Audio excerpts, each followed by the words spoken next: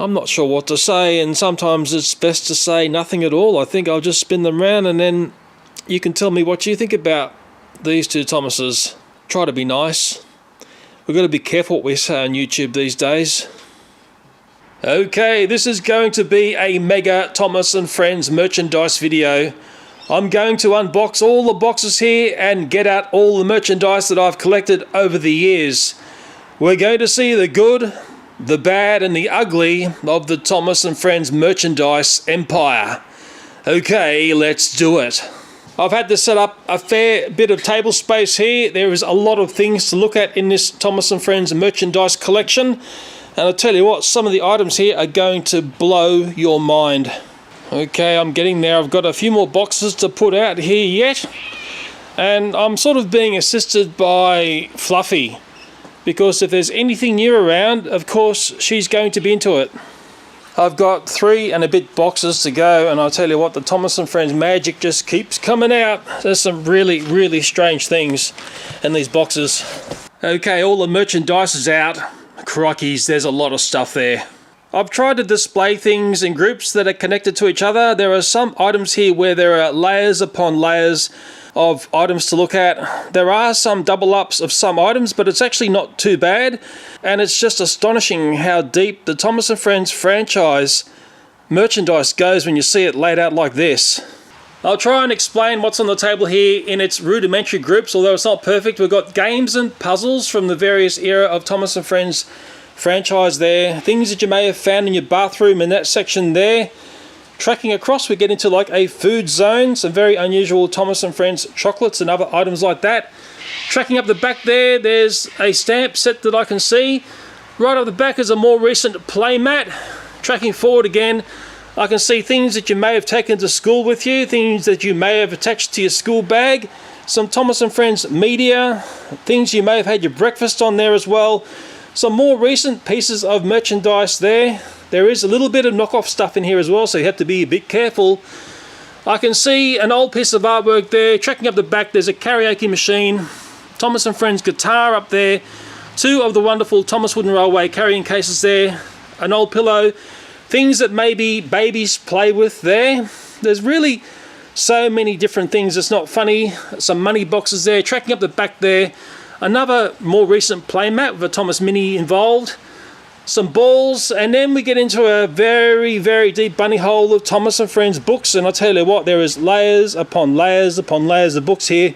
Some of the stuff is very interesting, but a lot of it is more recent stuff that really doesn't have the charm of the earlier items. Going up the back there, I can see the Thomas and Friends busy books and stuck on stories. Getting across to stuff that you might get down the beach with, a helmet. Getting into the clothing area, it is just completely amazing how much Thomas and Friends stuff there is when you start hoarding it like I have. This Thomas and Friends merchandise collection does have a story behind it, and like any collection, once you have more than one item, it starts to become a collection. A local charity shop who was collecting Thomas the Tank toys for me one day asked me, "Leo, are you also interested in collecting the Thomas and Friends merchandise?" Well, initially I said no, but then I got a bit curious and I said yes, and over a period of about 5 years, about 90% of what's on the table here was collected by the local charity shop, and it came in dribs and drabs, but it built up over the years. Now, what is a bit peculiar is that a lot of this stuff, if it was for sale down in the charity shop, even if it was priced at say $1 or 50 cents, it wouldn't sell. So by me collecting this, I basically saved it from being put into the charity shop bin. And that's what happens in charity shops if things don't sell. They only survive if they can put things on the shelf that actually sell, but the bulk of this stuff here would never sell. And in the time when I had the local charity shop collect for me the Thomas and Friends toys and all this amazing Thomas and Friends merchandise, I also asked them to keep an eye out for Chuggington toys and merchandise. Well, in the end, all they came up with was one plush Brewster, and I've already showed that on my channel before, and I think that was an Easter thing. I've got a storybook collection there as well, so there's 2 items, and I've got like a little electronic playbook up there, so there's number 3. So between collecting the Thomas and Friends merchandise versus the Chuggington, well, I can see which one was far easier to collect. First item we're going to take a careful look at, it's called Round the Rails Game. When I set up the merchandise on the table here, my son also helped me. He opened up this game. He was very impressed with it. It's got a really cool looking Thomas the Tank and 2 troublesome trucks. But unfortunately, I've got some items missing. There's only lorry 3 and lorry 4 here. There should be a lorry 1 and 2. And I learnt that by looking at this box, which sadly has got a bit of damage to it. I can see on the back here it's a 2004 licensed game, and I can also see what should have been inside this box here. So it's the yellow and the red lorry I'm missing, unfortunately. Also note it's a made in China game. And let's take a look at the miraculous Thomas the Tank and troublesome trucks in this game. This is a very nice looking version of Thomas the Tank. Wow, it's got details that you don't see on today's toys. It's got the white running board there. It's got nice buffer details, a nice looking face. It's got whistles there. Just turning it around, just completely nice. I think I've already got one of these. It came without the game to my Thomas the Tank collection. On the base there it says 2004. Very nice indeed. And it's a shame that today's Thomas & Friends toys don't look like this. And now for the troublesome trucks. It's got details that troublesome trucks should have. I believe you put your little playing cards inside here. It's got a fantastic troublesome truck face. In fact, the other one's got a different face. We will see that as well. This is the way troublesome trucks should look. Very much the classic look. Very much like the Ertl troublesome truck. I have got the other one right here with, I believe, the playing cards go inside. And then you can see both the faces there. Like that. Back in the glory days of how they used to do Thomas & Friends toys, although this is a game, it's an absolutely stunning little set of troublesome trucks and really nothing like you see today. I should also show you the Fat Controller in this game. It's a beautiful version of him. Look at the way it's painted up. It looks nice in the back as well. Okay, it's on the part that you spin in the game. There's a little arrow there. My crikeys, it's a very nice version of the Fat Controller. I'm a bit confused in how to play this game. I did look on the back of the box and it made me more confused. It seems the aim of the game is the first person to load their lorry. I can see the Fat Controller does spin on this, but I notice he's a bit fried up. He's not really in spinning mode. And then you've got these beautiful areas where you've got what are the loads, but I'm not sure how the spin relates to this, which relates also to the fact that troublesome trucks are carrying the load as well. I don't understand how that there ends up getting onto that there. I'm sure someone who's played this game can explain it all to me. Let me start putting this away. The thing that I really like about this game, it's pretty obvious. It's the Thomas the Tank and the troublesome trucks. Hey, the Fat Controller's nice as well. Let me look online on eBay. How much would you pay for something like this? If it's going for a lot of money, it would have to be an absolutely pristine mint condition with a box that's undamaged and every component of the game in there. If it's missing anything or the box is damaged, well, I think it's really not worth that much at all. You might see it in a different way. Really, to have any value, it's got to be in absolutely pristine condition. And what I will do is I'll keep the troublesome truck and Thomas the Tank for one last comparison here. Well, here's a hard-up comparison of the Thomas from the 2004 Round the Rails game versus the current Thomas as I'm making this video, which is the Trackmaster push-along Thomas coming round in view now. And it's almost like these two Thomases are from two totally different planets. They're lined up there at the back buffer beams, but you could probably make a list of 100 differences between these two Thomases, and I know which one you're going to prefer to have. I can tell you which one I like. It's the one from the 2004 game. Here's the troublesome truck comparison. The smaller one there is from the 2004 game. The larger one there is the current troublesome truck. It's a Trackmaster push-along. It's got a load of coal as well. And it's almost like they're from two totally different planets, or possibly two totally different railways. It's almost like they've got no association at all, apart from the fact they are two railway trucks and they've got faces on one end. But I tell you what, there's one face there that says troublesome truck. I don't know what the other one's trying to tell me. Maybe that's telling more of a story. I know why those trucks on the outside are laughing so hard. Thomas the Tank comes in a variety of large balloons. Ooh, I quite like these. But the one I'm going to blow up and show you in this video, it's called a Airwalker balloon. It's a 2013 copyright item and I paid $38 for it. These sort of items, I get them at party shops. There's a lot of Thomas & Friends party items. Now, I've actually had one of these styles of balloons go wrong on me before. When you overcharge them with air, it's not a nice experience. I'll just say it like that.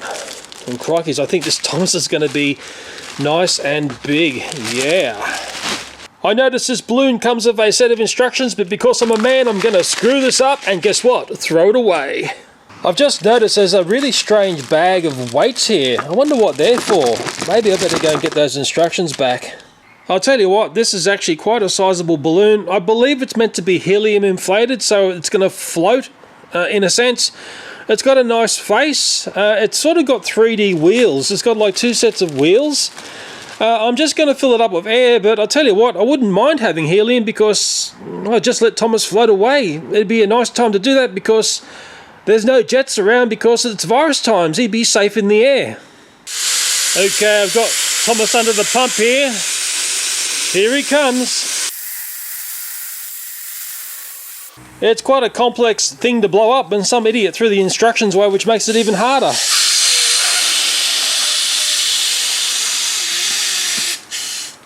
This inflatable Airwalker Thomas, I tell you what, it's quite impressive. Should have been filled with helium, but mine's only filled with air.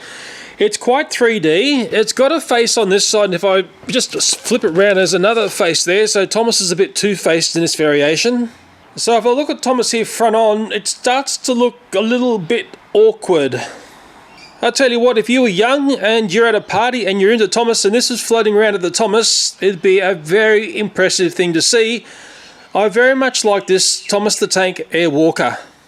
Back in the glory days of YouTube, what you would have done was a video where you filled something like this with helium, you let it adrift and you wait for air traffic control to report it, and the next day the headlines would say, Thomas the Tank spotted by air traffic control floating mysteriously over a city. But sadly those days are over. Looking at the rear of this Thomas Airwalker, and one thing I'll notice, the coal bunker looks a tad distorted. What's unusual is this Thomas the Tank Inflatable has got some more details on it than some of the Thomas the Tank toys of today. Just before I float away from that beautiful Thomas Airwalker balloon, there is a bit of buyer beware if you are buying these, especially if you're buying it online. That's the packaging that nice large balloon came out of. Just take a note of the scale of this one, which is on the packaging there. There is another balloon similar to this, and it's called a Buddy, and it's much, much smaller. And if you're buying them online and you're only seeing the balloon inflated, they look extremely similar. I wonder who's been caught out. So as always, if you're buying in-store and online, buyer beware. I'm searching for something else to look at, and something that isn't that amazing. Hey, there is some great stuff on the table here, but there's also stuff that sort of grinds on me, and I think I've got a perfect example of that, and it's right here. Yes, this one here. Okay, the Thomas & Friends 5-piece musician kit. I remember buying this, and I know where I bought it. It was Toys R Us. Guess how much I paid for it? $16.99, call that $17. There's the features: hours of fun, durable design, real musical sounds, enjoy various forms of music. Looking at copyright info down there, I can see 2 areas there where it says 2014. I remember when I bought this and I looked very carefully at it in store, and I was looking at the pictures on the box, and it sort of spooked me in the way they looked blurry. It looked like pictures you'd see on possibly knockoff or dark side stuff, and in a strange way that's why I purchased this. There, the instruments on offer here, but when you take a look at the picture there, it's quite curious. It actually shows 2 tambourines in play. Yeah, so maybe I've just got to get it out of box. I think the presentation is not very good at all. Once we get this out of box, it may play a totally different tune. Sorry for the pun. Gently, of course, gently.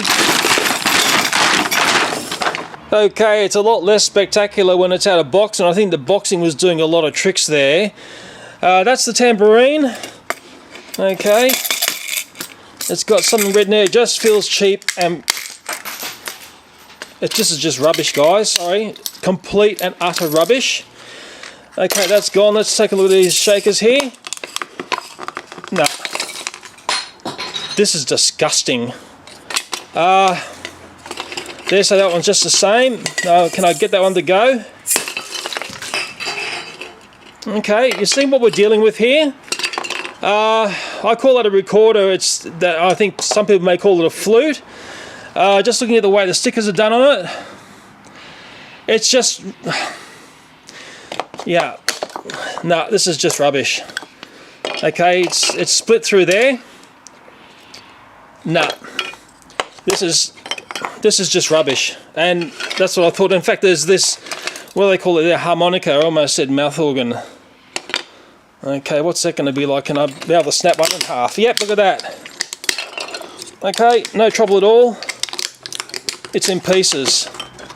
Complete and utter rubbish. The boxing was saying that, and what was inside was exactly the same. Even the kookaburras are laughing at that one. That's how bad that was. Shocking. Really bad. I'm wondering if anyone else has been caught out by one of these musical sets. Remember, it was bought at Toys R Us for $17 in Australia, and I noticed on one of the parts there it says copyright 2015, Ghislaine Thomas Limited. I'm just astonished how brittle this plastic is. Look at that. And it does say in the box conforms to ASTM blah blah blah. I have got no idea how. So the Thomas & Friends 5-piece musical set has become the 100-piece musical set, and this is not being kept in the collection. Guess where this one's going?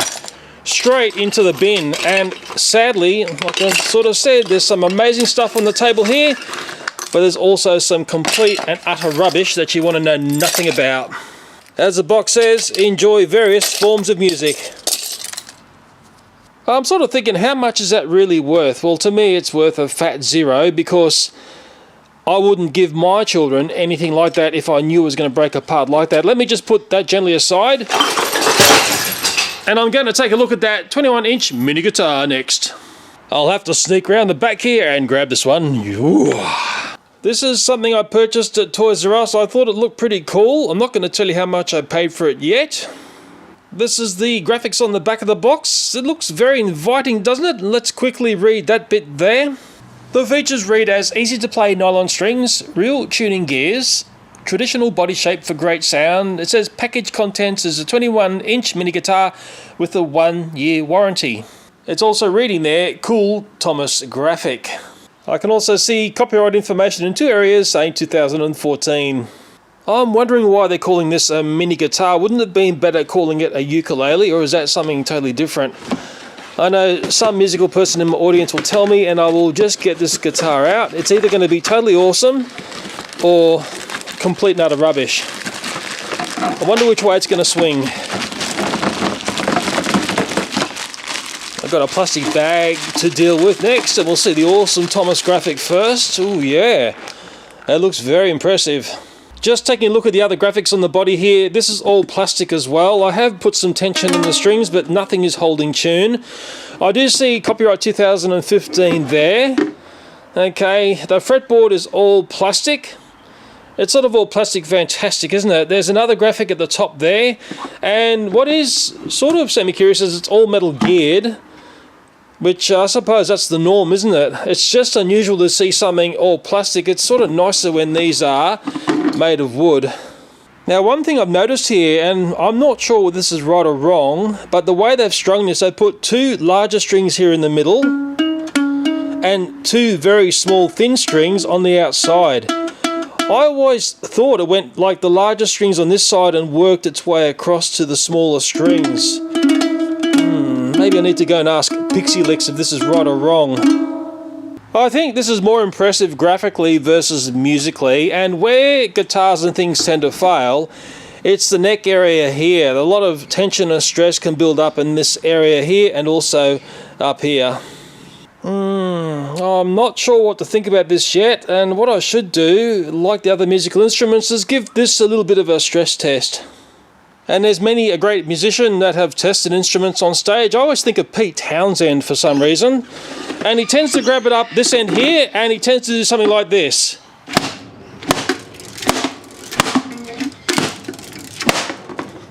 It's not too bad.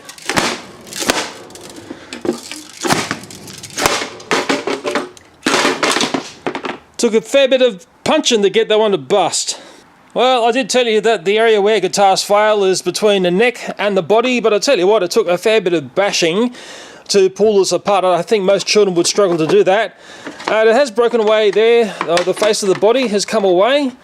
But hey, a little bit of glue and I could put all this back together and it could be back into my collection as a very nice Thomas & Friends collectible. If I was smart, I could sign that and flog it on eBay. That really would be a Thomas & Friends collectible. Let's not forget I paid $39 at Toys R Us for that wonderful mini guitar. I'm going to finish this video up here and I will do a comparison that I should have done before, and it's between the Erdl toys and the toys from the Round the Rails game. I'll compare the Thomases first. The Round the Rails game Thomas has got a white running board, and I'll spin it slowly in this direction to present the beautiful Erdl Thomas, one of the all-time classic Thomas toys with a die-cast top. Maybe its biggest problem was the coupling system, but it looked fantastic. I think people forgave it for its poor coupling system. A little bit more line detail on the Erdl versus the game Thomas, mind you. The game Thomas has some detailing across the top of the boiler. Maybe a better wheel set on that game Thomas, but the thing that makes the game Thomas outstanding in my mind, you know what I'm going to say, is the white running board. How many times have I said that's what makes Thomas Thomas? I've just changed the angle of the dangle and I'll just spin it around in a different direction, and I'll tell you what, the Thomas that my eyes keep going to is the Thomas from the Round the Rails game. You know, I think all we want is a Thomas that looks like Thomas, and if it's all plastic, hey, I think we're going to forgive that, but if it looks like Thomas, I think we're all going to be very happy. While I'm in comparison mode, I've got a Trackmaster push-along Thomas and an Erdl Thomas. I'm not sure what to say, and sometimes it's best to say nothing at all. I think I'll just spin them around and then you can tell me what you think about these two Thomases. Try to be nice. We've got to be careful what we say on YouTube these days.